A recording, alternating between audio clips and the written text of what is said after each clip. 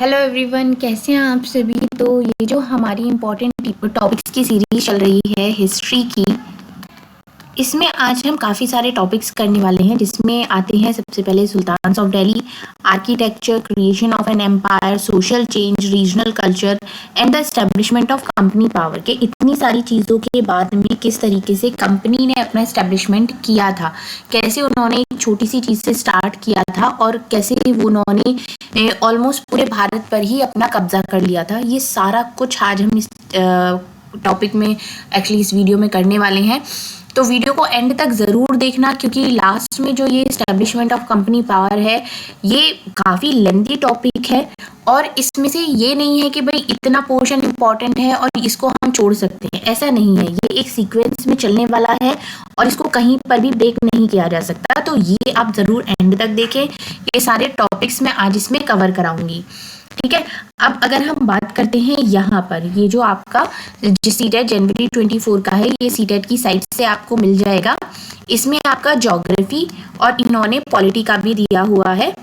मैं जब ये कंप्लीट हो जाएगा आपका हिस्ट्री, उसके बाद में आपका ज्योग्राफी और उसके बाद देन पॉलिटी एक ही दिन में, 1 या 2 दिन में कंप्लीट करा दूंगी, क्योंकि इन दोनों में काफ़ी कम टॉपिक्स हैं। हिस्ट्री में सबसे ज़्यादा टॉपिक्स हैं। तो अगर हम देखते हैं तो हमारा ये सारे टॉपिक्स कंप्लीट हो चुके हैं। Early states, new ideas, first empire, contact with distance land, political development, culture and science, new kings and kingdoms, ठीक है। यहाँ तक ये जो टॉपिक्स हैं आपके कंप्लीट हो चुके हैं। आज हम यहाँ तक ये सारे टॉपिक्स को कंप्लीट करने वाले हैं, ठीक है। तो उसके बाद आपके सिर्फ ये वाले टॉपिक्स बचते हैं, वो भी आपके 2 वीडियोस में कंप्लीट हो जाएंगे, ठीक है। तो सबसे पहले अगर हम बात करते हैं दिल्ली के सुल्तान की, ठीक है, तो ये आप यहाँ पर देख सकते हैं कि दिल्ली के शासक यहाँ पर कौन कौन है। सबसे पहले किसका राज था, फिर कौन आए, फिर उसके बाद कौन आए, फिर खिजली वंश आया, फिर तुगलक, तो ये सब था। अब अगर हम बात करते हैं तो दिल्ली जो महत्वपूर्ण शहर बना था, वो कब बना था, वो आपका 12वीं शताब्दी में बना था, ठीक है। 12वीं शताब्दी में बना था। 12वीं सदी के मध्य में तोमरों ने तोमर जो थे उनको अजमेर के चौहानों ने हराया था, ठीक है। तो इनके राज्यकाल में क्या हुआ था, दिल्ली एक वाणिज्य का बहुत महत्वपूर्ण केंद्र बन गई थी और यहाँ पर जो जैन व्यापारी थे, इन्होंने काफ़ी मंदिरों का निर्माण कराया था, ठीक है। अगर हम 13वीं सदी की स्टार्टिंग की बात करें तो दिल्ली सल्तनत की स्थापना हुई थी 13वीं सदी की स्टार्टिंग में, ठीक है।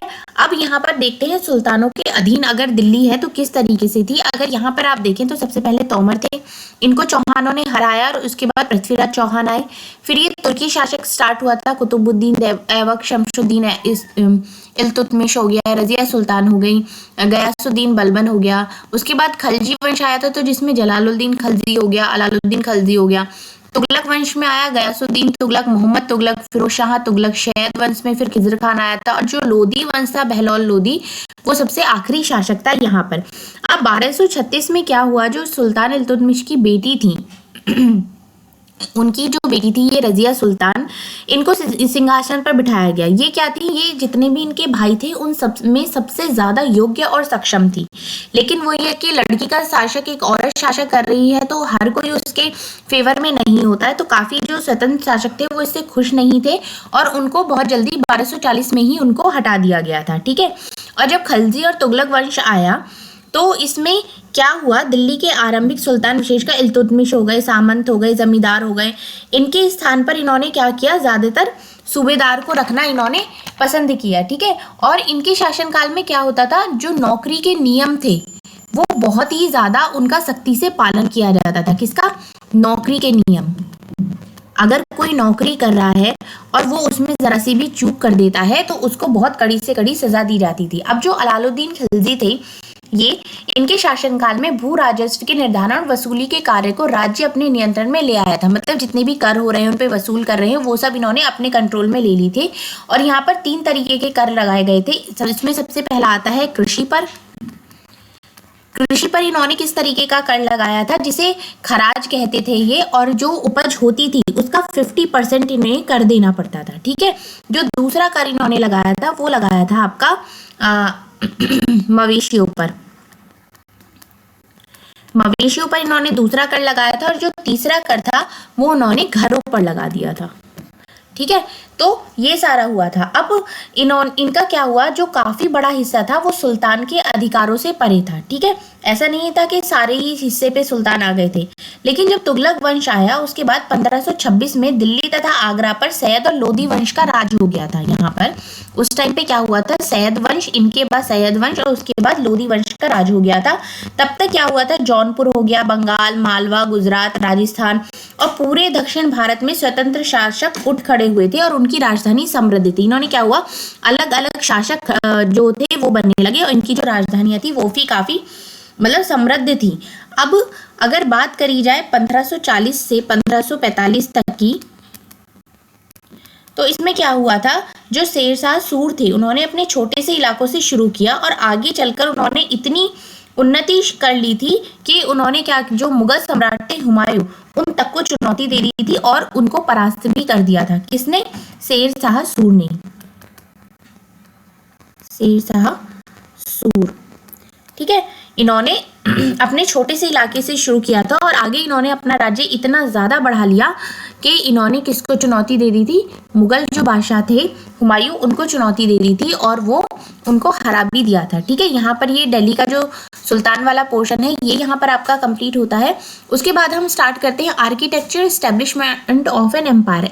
आर्किटेक्चर में क्या आता है कि मेनली कौन सी उनकी जनजातियाँ थी, उन्होंने किस किस तरीके से अपनी चीज़ें स्टार्ट करी थी। अब जैसे ये कुछ लोग ऐसे थे उस समाज में कि जो ब्राह्मण, आपने देखा था कि ब्राह्मण जाति सबसे उच्च मानी जाती है, तो समाज में ब्राह्मणों ने जो नियम निर्धारित करे थे हर कोई उनको मानने के लिए तैयार नहीं था।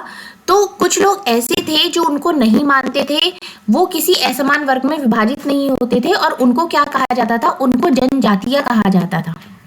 ठीक है, उनको क्या कहा जाता है, उनको जनजातियां कहा जाता था। कुछ जनजातियां खाना बदोश होती थी। खाना बदोश मतलब जो खाना बदोश होती थी, खाना बदोश मतलब एक जगह पर नहीं रहना, वो एक जगह से दूसरी जगह घूमती रहती थी। ठीक है, अब ये क्या करते थे, जो जनजातीय समूह थे ये संयुक्त रूप से भूमि और चरागाहों पर नियंत्रण रखते थे। किस पर नियंत्रण रखते थे, ये अपनी भूमि पर नियंत्रण रखते थे और अपना चरागाहों पर नियंत्रण रखते थे। ठीक है, अब विभिन्न बहुत जितने भी अलग अलग हिस्से थे उनमें अलग अलग जनजातियां फल फूल रही थी। इनमें जैसे कि जंगल हो गए, पहाड़ों हो गए, रेगिस्तान हो गए और बहुत सी अलग अलग जगह थी जहाँ पर ये निवास करती थी। और मतलब इनकी एक अलग ही आज़ादी थी और इनकी जो संस्कृति थी इसका नाम क्या था, अलहदा। संस्कृति कौन सी थी इनकी, अलहदा संस्कृति थी जिसको इन्होंने बचा के रखा हुआ था। मतलब ये किसी के नियम ये चीजें नहीं मानते थे, अपनी संस्कृति को फॉलो करते थे। अब क्या हुआ था, 11वीं और 12वीं सदी तक आते आते क्षेत्रियों के सारे क्षेत्र के बीच में जो राजपूतों की ताकत थी वो बढ़ने लगी थी। ठीक है, धीरे धीरे राजपूत, ये कहते हैं ना कि जैसे कि स्टैब्लिशमेंट हो रहा है, तो धीरे धीरे क्या हो गया, वो राजपूत का जो शासक था वो जो ताकत थी उसमें काफ़ी बढ़ोतरी हो गई। और ये जो राज्यों की उत्पत्ति के लिए जो जनजातीय लोग थे उनके बीच में सामाजिक जो बदलाव थे बहुत वो गहराई से होने लगे। जैसे कि इसमें एक जाति आती है गोंड, ये जनजाति होती है, इसका जो एक ये जो थे गोंडवाना नामक ये विशाल वन प्रदेश में रहते थे। कहाँ पर ये रहते थे, वन प्रदेश में रहते थे ये। ठीक है, जिस समय दिल्ली के सुल्तान की ताकत घट रही थी, मतलब दिल्ली के सुल्तान आपने देख लिया, अब हमेशा तो हर किसी का राज पीक पर नहीं रहता, उसका पतन भी होता है। तो जैसे उसकी ताकत घट रही थी उस समय ये जाति के जो लोग थे वो जो छोटे लोग थे उनके ऊपर हावी हो रहे थे। जो जैसे एक जाति में भी बहुत सारे लोग होते हैं ना, कुछ थोड़े से पावरफुल होते हैं, थोड़े कम पावरफुल होते हैं, तो जो पावरफुल लोग थे वो कम पावरफुल लोगों पर हावी हो रहे थे। अब इन्हें क्या हो गया, ये चाहते थे कि इन्हें भी राजपूतों की तरह ही मान्यता प्राप्त हो। ठीक है, ये चाहते थे कि इनकी जो है इन जाति को भी राजपूतों की तरह मान्यता की इनकी ये चाहत थी। तो इसलिए इन्होंने क्या करा, इन्होंने इनका जो शासक था गढ़कंटका, ठीक है, इसमें इन्होंने जो गौंड राजा थे अमनदास, कौन थे वो, अमनदास, इन्होंने संग्राम सिंह की उपाधि धारण करी। इन्होंने क्या करा, इन्होंने संग्राम सिंह की उपाधि धारण करी। इनके पुत्र जो थे दलपत, इन्होंने एक राजकुमारी से शादी करी थी जिनका नाम था दुर्गावती। दुर्गावती राजकुमारी से इन्होंने शादी कर ली थी। और ये क्या था, जो गढ़कंटका था, ये राज्य जो था ये बहुत ही एक समृद्ध राज्य था। उसके बाद मुगलों ने इन्हें हराया था। ठीक है, इन मुगलों ने क्या किया, इसके ऊपर हमला करा और ये जो दलपत थे इनकी बहुत ही कम आयु में मृत्यु हो गई थी। तो रानी दुर्गावती बहुत ही ज़्यादा योग्य और कुशल थी। इन्होंने मुगलों का बहुत ही बहादुरी से सामना किया था, लेकिन अपनी ये राजधानी की रक्षा करते हुए ये उसमें एक तरीके से उसको नहीं जीत पाई, लेकिन उन्होंने पूरा बहादुरी से उसका सामना किया था। अब यहाँ पर एक और जाति आती है जिसका नाम है अहोम। अहोम ये क्या है, ये एक बहुत बड़ा राज्य बनाया और इसके लिए इस राज्य में इस टाइम तक आते आते 1530 के दशक की अगर हम बात करते हैं तो क्या क्या चेंजेस आए थे इसमें।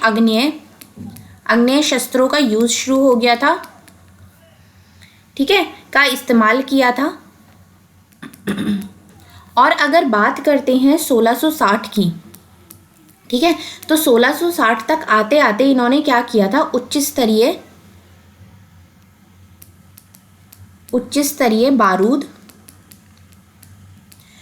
और तोपों का निर्माण करने में ये सक्षम हो गए थे। और तोपों का निर्माण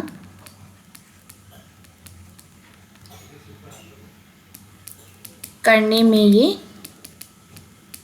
सक्षम हो गए थे। ठीक है, तोपों का निर्माण करने में ये सक्षम हो गए थे। मुगलों ने इन पर हमला किया था और इनकी पराजय हो गई थी। ठीक है, मुगलों ने इन पर हमला किया था और इनकी पराजय हो गई थी। ठीक है, यहाँ पर ये पूरा होता है। उसके बाद क्या क्या सोशल चेंजेस आए थे, सोशल चेंजेस क्या क्या आए थे और रीजनल कल्चर क्या था। ठीक है, अब आप इसके बारे में समझेंगे। यहाँ तक आपका ये हो जाता है।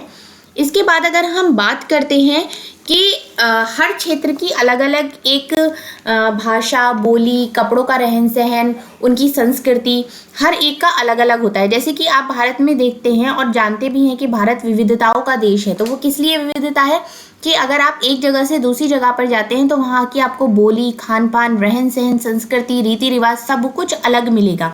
विविधता होती है एक जगह से दूसरी जगह की चीज़ों में। तो उसमें विविधता किसमें, जैसे कि भोजन हो गए, वस्त्र हो गए, काव्य हो गए, नृत्य हो गए, संगीत हो गई, चित्रकला, इन सब से जोड़कर हम उसको देखते हैं। अब जैसे जैसे क्षेत्रीय परंपराएं थी वो समय के साथ साथ चेंज हो रही थी।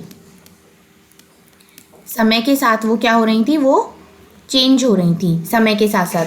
अब इसमें एक भाषा का विकास हुआ था जिसको कहते हैं चेर और मलयालम। चेर और मलयालम भाषा ये कहाँ पर बोली जाती है, दक्षिण पश्चिम भाग में बोली जाती है। एक सेकेंड, दक्षिण पश्चिम भाग में ये भाषा बोली जाती है। कौन सी, चेर और मलयालम। अब राजस्थान में कहते हैं ना कि सिर्फ राजपूत ही रहते हैं, ऐसा नहीं है। राजस्थान में राजपूतों के अलावा और भी बहुत सारे लोग रहते थे। अब 18वीं शताब्दी की अगर हम बात करते हैं तो अधिकांश भागों में राजपूतों का शासन बढ़ता जा रहा था, जिसमें एक नाम आता है, बहुत ही फेमस है ये हमारे, पृथ्वीराज चौहान। पृथ्वीराज चौहान की बात करते हैं। ठीक है, यहाँ पर ये आपका हो जाता है। अब जैसे कि हमने बोला कि जैसे जैसे क्षेत्र अलग होता है वैसे वैसे उसकी भाषा हो गई, बोली हो गई, वो सब कुछ अलग अलग होता है। अब आप जैसे आपने सुना होगा नृत्य के बारे में, शास्त्रीय नृत्य। शास्त्रीय नृत्य, हर किसी नृत्य को आप शास्त्रीय नृत्य नहीं कह सकते। शास्त्रीय नृत्य क्या होता है, जो कि एक निर्धारित नियमों के अनुसार किया जाता है। निर्धारित नियमों के अनुसार जब आप कोई नृत्य करते हैं उसको फॉलो करते हुए, तो उसको हम क्या बोलते हैं, उसको हम शास्त्रीय नृत्य बोलते हैं। ये कितने हैं शास्त्रीय नृत्य, ये शास्त्रीय नृत्य आपके 5 हैं, जिसमें ये काफ़ी इंपॉर्टेंट है कि कौन सा नृत्य कौन से स्टेट का है, कहाँ पर है, तो ये आप ज़रूर नोट करें अपनी नोटबुक में। इसमें पहला आता है आपका भरतनाट्यम। भरतनाट्यम जो आपका आता है वो आता है तमिलनाडु का। भरतनाट्यम हो गया आपका तमिलनाडु। उसके बाद आपका दूसरा आता है कथकली, ये आपका होता है केरल का। तीसरा आपका आता है कुचिपुड़ी, ये आपका आता है आंध्र प्रदेश, आंध्र प्रदेश का। उसके बाद आता है आपका उड़ीसी, जो कि आपका है उड़ीसा का। लास्ट आपका आता है मणिपुरी, मणिपुरी, ये हो गया आपका मणिपुर। अगर इसमें से देखा जाए तो उड़ीसी हो गया उड़ीसा का, मणिपुरी हो गया मणिपुर का। सिर्फ एक कथकली, कुचिपुड़ी, भरतनाट्यम, यही तीन आपको लर्न करने पड़े। भरतनाट्यम हो गया आपका तमिलनाडु, कथकली हो गया केरल और कुचिपुड़ी हो गया आपका आंध्र प्रदेश। ठीक है, अब इसमें एक और चीज़ थी जो उस टाइम पर डेवलप हो रही थी, जिसका नाम है लघु चित्र। लघु चित्र, जिनको हम मिनिएचर्स भी बोलते हैं। ठीक है, ये एक छोटे साइज के होते हैं जिसमें सारी चीज़ें यहाँ पर एक तरीके से पोर्ट्रे करी जाती हैं छोटे फॉर्म में। ठीक है, ये सबसे पहले किस पर लिखे जाते बनाए जाते थे? ये होते थे तालपत्रों पर और लकड़ी की तख्ती पर। किस पर होते थे? ये लकड़ी की तख्ती पर। ठीक है, दो चीज़ों पर होते थे, ये तालपत्रों पर और लकड़ी की तख्ती पर ये लघु चित्र बनाए जाते थे, जिनको हम मिनिएचर्स भी कहते हैं। ठीक है, इसके बाद एक और पॉइंट जो आता है आपका, वो आता है कि जो 14वीं से 16वीं शताब्दी के बीच अगर हम बात करते हैं, आपका 14वीं से लेकर 16वीं शताब्दी के बीच की अगर हम बात करते हैं, तो जो बंगाल पर सुल्तानों का शासन रहा था, वो जो दिल्ली में शासन था उससे वो काफ़ी अलग था और काफ़ी स्वतंत्र भी थे। अब यहाँ पर क्या हुआ था, 1500 अगर हम 86 की बात करते हैं, तो अकबर ने बंगाल को जीत लिया था। अकबर ने क्या किया था? बंगाल को जीत लिया था और उसको सूबा माना जाने लगा था। उसको क्या माना जाने लगा था? उसको सूबा माने जाने लगा था। ठीक है, यहाँ पर क्या हुआ, 16वीं शताब्दी से लोगों ने बड़ी संख्या में क्या किया, पश्चिम बंगाल में जितनी भी कम उपजाऊ क्षेत्र थे उनको छोड़कर वो दक्षिण पूर्वी बंगाल में जाने लगे। वहाँ पर जंगली हो गया, दलदली इलाका हो गया, इनमें उन्होंने प्रवास करना शुरू कर दिया। इन्होंने क्या किया, जैसे जैसे ये आगे बढ़ते चले गए वैसे वैसे इन्होंने जंगलों को काट कर वहाँ पर खेती करनी शुरू कर दी। और वहाँ पर इन्होंने सबसे पहले किस चीज़ की खेती करी? धान की खेती करी। किस चीज़ की खेती करी इन्होंने? धान की खेती करी। और पीर की जितनी भी मज़ार हैं, पीर की मज़ार की अगर हम बात करते हैं तो वो सबसे ज़्यादा बंगाल में मिलती हैं। कहाँ पर मिलती हैं? वो सबसे ज़्यादा बंगाल में मिलती हैं। अब बंगाल में 15वीं शताब्दी के बाद वाले वर्षों में जो मंदिर बन रहे थे, उनका जो दौर था वो बहुत ज़्यादा ज़ोरों पर था। मतलब उस टाइम पे मंदिर बहुत ही ज़्यादा तेज़ी से बन रहे थे। और ये कब तक बने थे? ये 19वीं शताब्दी तक समाप्त भी हो गया था। समाप्त भी हो गया था, उसी बीच में बने थे और 19वीं शताब्दी में समाप्त भी हो गए थे।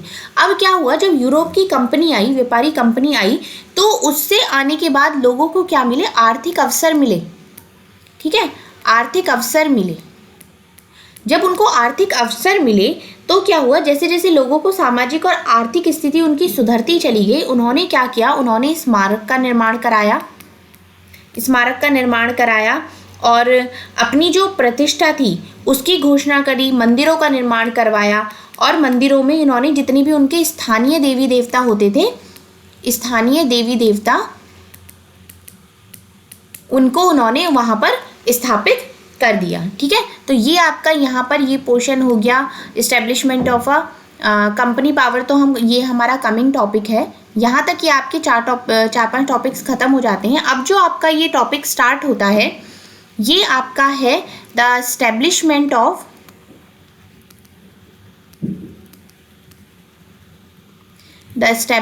Of company power. ये आपका बहुत इम्पॉर्टेंट टॉपिक है।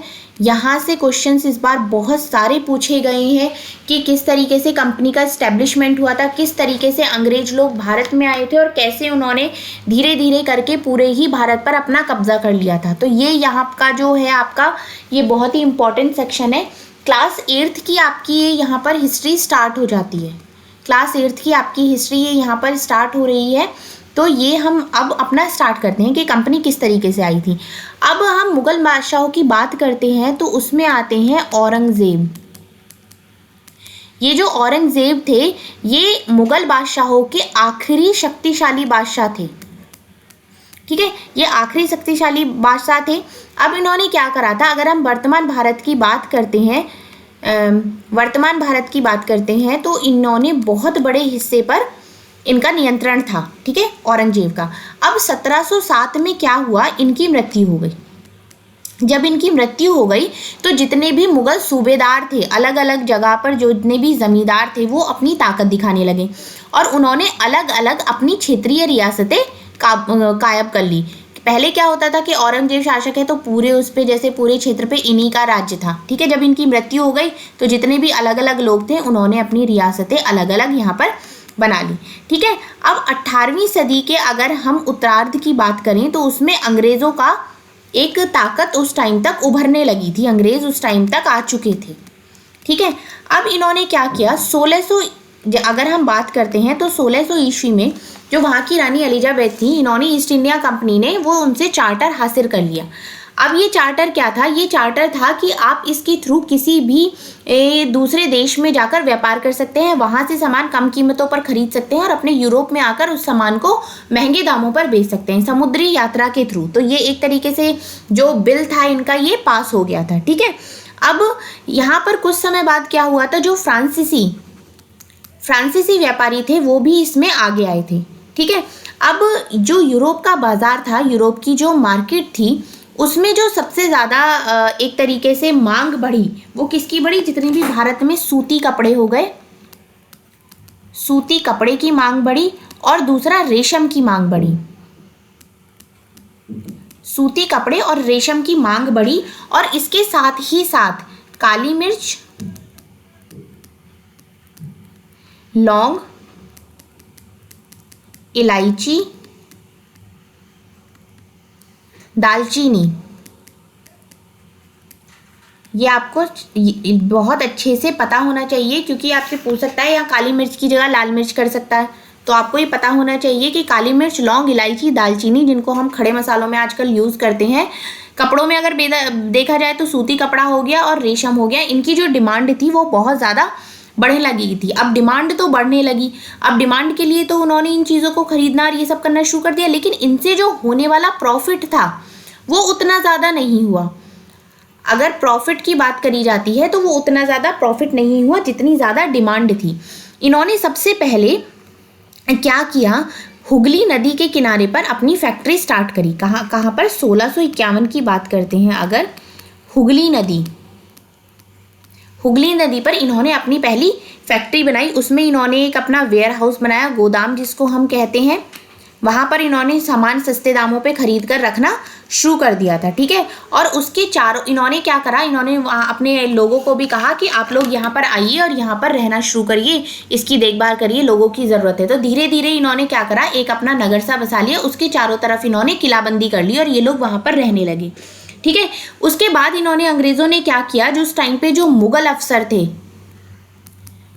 अफसर जो थे उस टाइम पे, इन्होंने उससे रिश्वत देकर 3 गांवों की जमींदारी खरीद ली। इन्होंने सबसे पहले इन्होंने क्या करा, जमींदारी खरीद ली, 3 गांवों की जमींदारी इन्होंने खरीद ली मुगल अफसरों ने, ठीक है। मुगल अफसरों को इन्होंने पैसे दिए मुगलों को और उनसे इन्होंने 3 गांव की जमींदारी खरीद ली और इन्होंने औरंगजेब को भी मना लिया कि हम आपको कर नहीं देंगे और आप हमें ऐसे ही व्यापार करने दीजिए। क्योंकि पहले क्या होता था, जब ये व्यापार करते थे तो इन्हें व्यापार करने के लिए टैक्स देना पड़ता था कुछ, तो इन्होंने औरंगजेब को भी मना लिया कि उससे भी ये रिटर्न में ले लिया कि ठीक है आप बिना कर दिए व्यापार कर सकते हैं।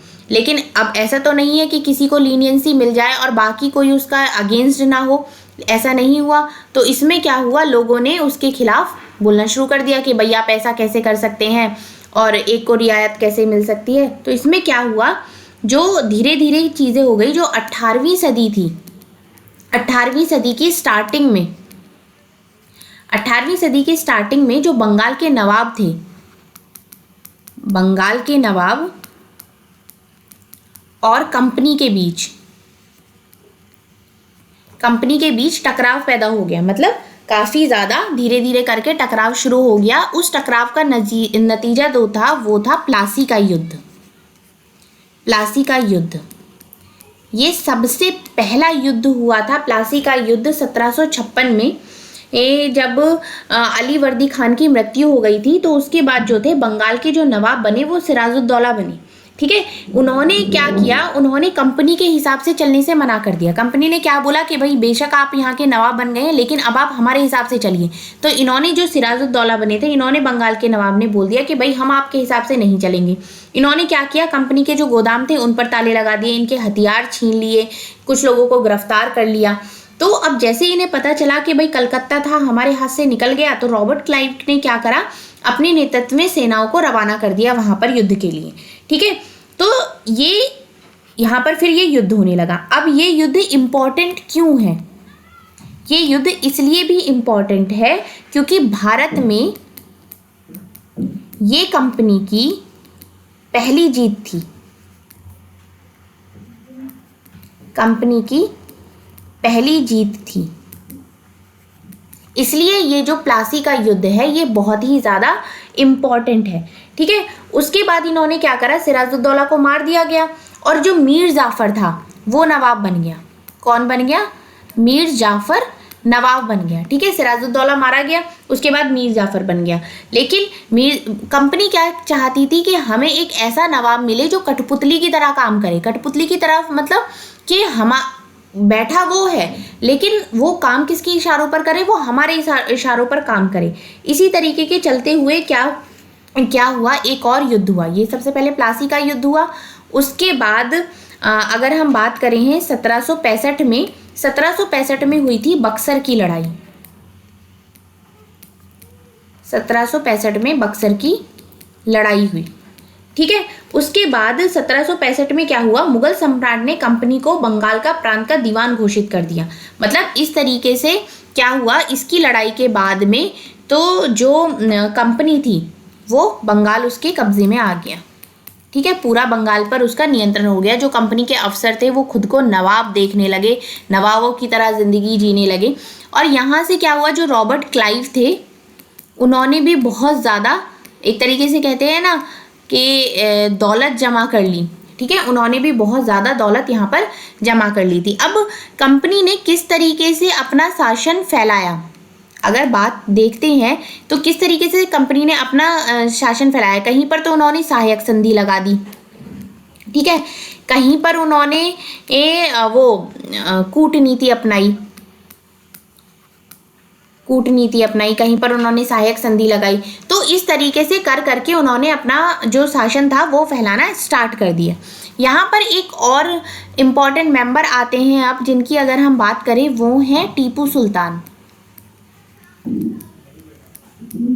टीपू सुल्तान की अगर हम बात करते हैं तो इन्हें शेरे मैसूर भी कहा जाता है।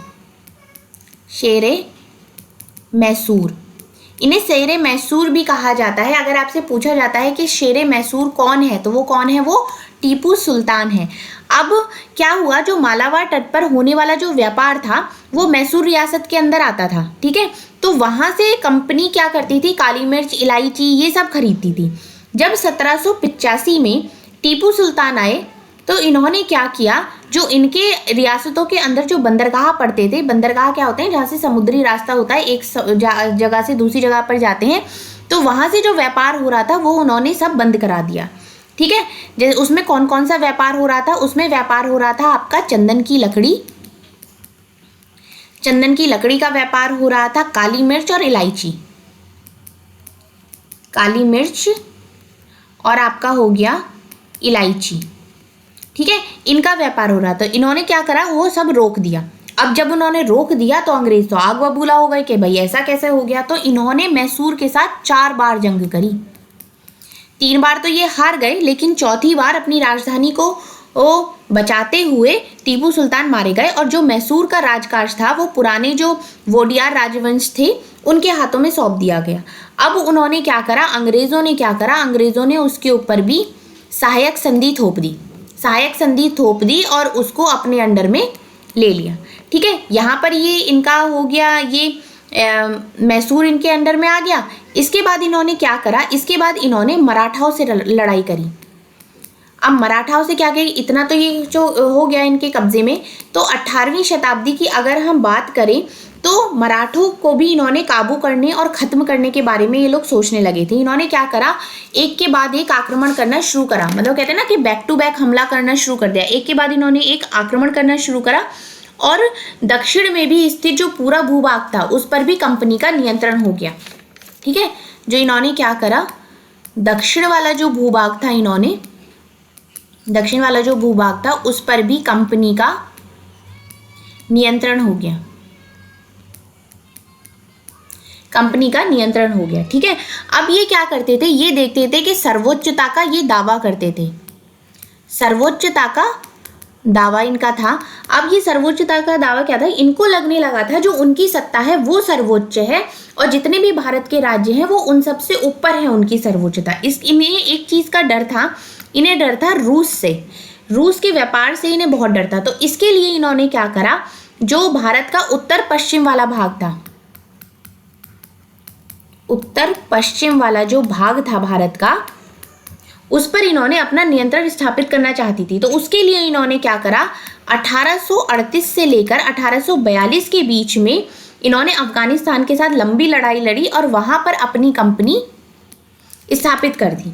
ठीक है, ये हो गया। उसके बाद 1843 में इन्होंने सिंध पर और धीरे धीरे उसके बाद पंजाब पर भी इन्होंने अपना नियंत्रण कर लिया।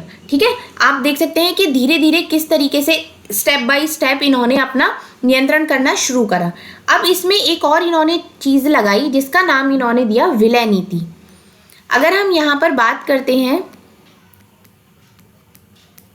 विलय नीति, अब ये विलय नीति क्या थी इन्होंने जो लगाई थी, कुछ तो मतलब कहते हैं ना कि या तो राजी राजी में आप हमारे साथ आके मिल जाओ, नहीं तो हम ऐसी ऐसी चीज़ें आपके सामने ला के रखेंगे जिससे आपको ना चाहते हुए हमारे साथ मिलना ही पड़ेगा। तो ये अलग अलग तरीके की नीतियाँ लाते थे। इनमें ये क्या लेकर आए, इनमें ये लेकर आए विलय नीति। अब विलय नीति क्या होती थी कि जो भी शासक हो गया, अगर शासक की मृत्यु हो गई और उसका कोई वंश नहीं है या कोई उसका उत्तराधिकारी नहीं है,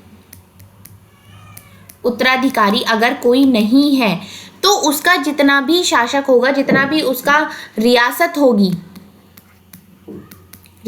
होगी वो हड़प ली जाएगी।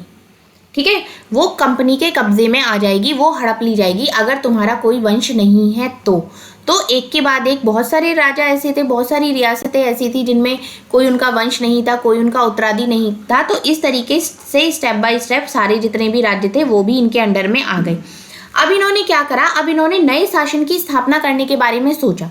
ठीक है, अब इन्होंने अपने इलाके जितने भी थे उनको 3 प्रेसिडेंसी में डिवाइड करा। अब 3 प्रेसिडेंसी इनकी कौन सी थी, एक हो गया इनका बंगाल, दूसरा इनका आता है मद्रास और तीसरा इनका आता है बम्बई। ठीक है, ये 3 प्रेसिडेंसी में इन्होंने डिवाइड करा। अब ये क्या होता था कि हर एक का जो शासक होता था वो गवर्नर के पास होता था। यहाँ पर जो इनका शासक हो गया ये किसके पास हो गया, ये गवर्नर के पास हो गया। और इन सब के ऊपर जो होता था वो होता था आपका गवर्नर जनरल, ये होता था आपका गवर्नर जनरल। ठीक है, इसके बाद होता था आपका गवर्नर जनरल होता था। अब 19वीं सदी में क्या हुआ था, अगर हम 19वीं सेंचुरी की स्टार्टिंग की बात करते हैं,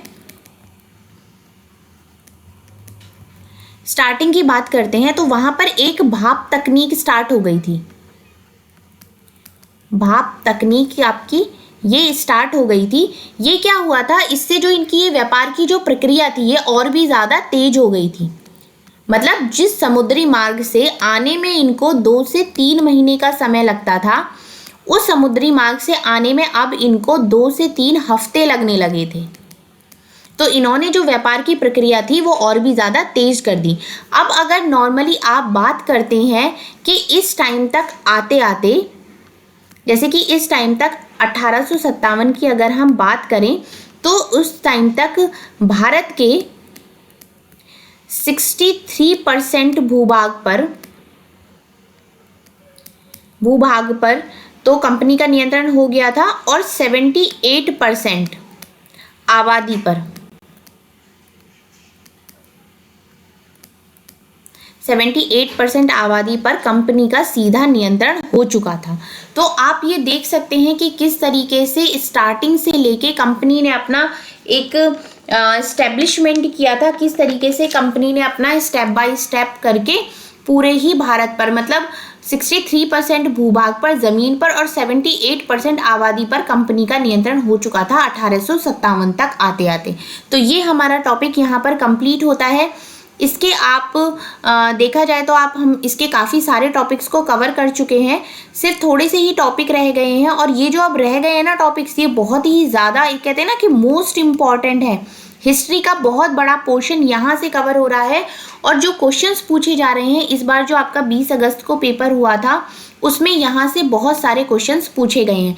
तो यहाँ तक हमने कंप्लीट कर लिया है एस्टेब्लिशमेंट ऑफ कंपनी पावर। जो नेक्स्ट वीडियो होगी उसमें इसको हम 2 पार्ट्स में डिवाइड कर देंगे, क्योंकि टॉपिक्स काफ़ी बड़े बड़े हैं, जैसे कि रूरल लाइफ एंड सोसाइटी और ये ट्राइबल सोसाइटीज़ हो गया, 1857 और 58 वाला रिवॉल्ट हो गया, वुमेन एंड रिफॉर्म हो गया, ये सारा कुछ हो जाएगा। और इसमें मैं ये वाला टॉपिक भी कराऊंगी, इंडिया आफ्टर इंडिपेंडेंस। ये आपका टॉपिक मैंने चैप्टर्स में नहीं कवर हुआ था, तो मैं यहाँ पर इस टॉपिक को आपका कवर कर दूंगी।